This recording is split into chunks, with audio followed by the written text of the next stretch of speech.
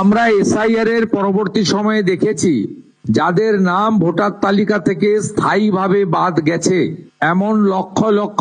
Voter তালিকায় নাম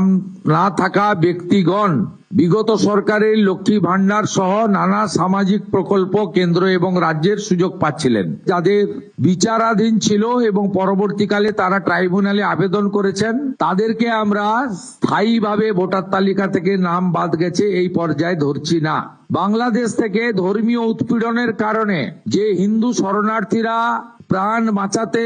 পশ্চিমবঙ্গে এসেছেন, যারা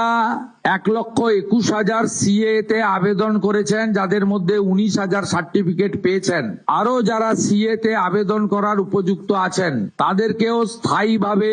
নাম বাতিল তালিকায় আমরা ধরছি না। অভারতীয়, অবৈধ অনুপ্রবেশকারী, বয়স বাড়িয়ে বয়স কমিয়ে অথবা মহিলাদের জন্য অর্থনৈতিক সুরক্ষার স্কিমকে বিগত দিনে দুর্নীতির আশ্রয় নিয়ে বিগত যারা শাসক ছিলেন, যারা জনগণের দ্বারা প্রত্যাখ্যাত হয়েছেন, তাদের আশীর্বাদে পুরুষরা যে ধরনের বিগত লক্ষ্মী ভান্ডারের সুযোগ পাচ্ছিলেন, আমাদের এই স্বচ্ছতার সঙ্গে যে ফর্ম ফিল আপ এবং ভেরিফিকেশনে তারা সুযোগ পাচ্ছেন না, পাবেন না, পাওয়া উচিত নয়।